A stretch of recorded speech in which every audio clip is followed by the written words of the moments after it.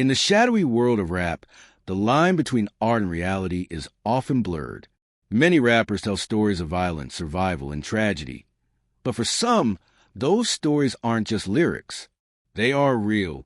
This is the case of BloodHound Q50, a Chicago rapper whose life reads like a gritty street novel. Once hailed as a rising name in the underground, Q50 carried scars both visible and hidden. Now, his name is once again on everyone's lips. Not because of a new track, but because of a chilling rumor spreading like wildfire.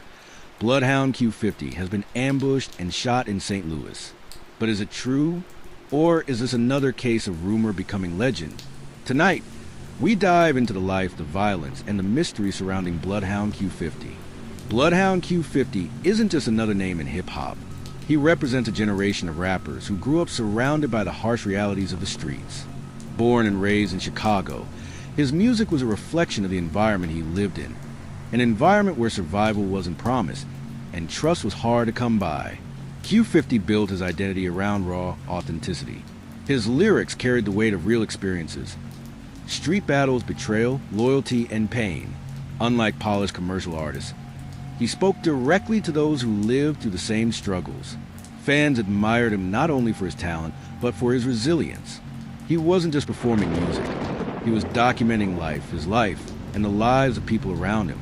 But long before the St. Louis rumors, BloodHound Q50 had already been marked by violence. Years ago, he was shot in the leg during what some claim was a mistaken identity. Q50 himself admitted in an interview that the shooting left a permanent reminder, the bullet that remains lodged in his leg to this day. Surgeons couldn't safely remove it. That bullet became both a curse and a symbol. A curse, because it left him in pain, sometimes limping, a constant reminder of his mortality. A symbol, because fans saw it as proof that his music was no gimmick. He had lived the life he rapped about. For some, this authenticity only deepened the connection. For others, it painted a target on his back, because in the rap game, being real often comes with real consequences. To understand Q50's story, you have to understand the culture he was part of. Rap, especially drill and street-influenced subgenres, often operates like a mirror to the environment, reflecting the violence, the rivalries, the hardships. In Chicago, these rivalries can be deadly.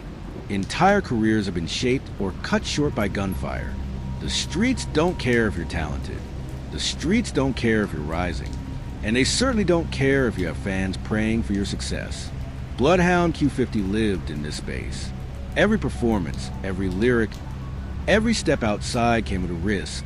And yet he kept pushing forward, determined to carve his name into music history, no matter the cost. Then came the night that changed everything.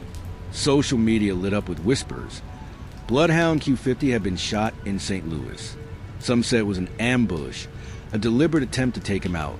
Others claimed it was random violence. The details were blurry. Some posts suggested he was critically injured. Others hinted he might not make it. And yet, no official confirmation ever arrived. No police reports released in public. No verified hospital updates. Just a growing storm of speculation. In an era where news spreads faster than facts can catch up, the rumor became reality in the minds of many fans. Screens across the country flickered with hashtags, posts, and videos claiming Q50 had fallen victim once again. As if the rumors weren't enough, something even stranger surfaced. A man went live online, broadcasting himself, grinning and claiming responsibility. According to this alleged shooter, he had fired into the night, striking Q50 and 3 others. He described it casually, almost proudly, as if violence was entertainment. In that moment, the internet turned into a stage, and murder became content. But here's the chilling part. Was it true?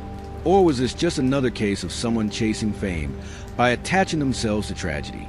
Without confirmation, fans were left torn between fear and disbelief. Some believed Q50 had indeed been hit. Others argued it was a hoax. But one thing was certain. The mystery was growing darker by the hour. The reaction online was immediate and emotional. Damn, that's wild. Sending prayers up for Q50, hoping they pull through. Not Q50, man. Not like this. Across social media, fans turned timelines into memorials. even without knowing if he was alive or dead. In a digital age, grief comes quickly, often before the truth. It spoke to how deeply Q50 had impacted people. He wasn't a superstar yet. He wasn't topping the charts. But to his community, he mattered. He was their voice. And the thought of losing him struck a raw nerve. But as the hours passed, silence replaced certainty. Authorities gave no updates. Hospitals made no statements. Even those close to Q50 remained quiet, either unwilling or unable to share the truth. This silence only fueled the mystery. Was Q50 alive, recovering in secret, or had he become yet another casualty in the endless cycle of rap violence? The internet, of course, filled in the blanks. Conspiracy theories emerged. Some claimed rival rappers orchestrated the ambush. Others suggested the self-snitching suspect was nothing but a clout chaser. But with no hard facts, all anyone had was speculation and fear. What makes this story even more haunting is how familiar it feels. BloodHound Q50's alleged ambush isn't just his story. It's part of a larger pattern.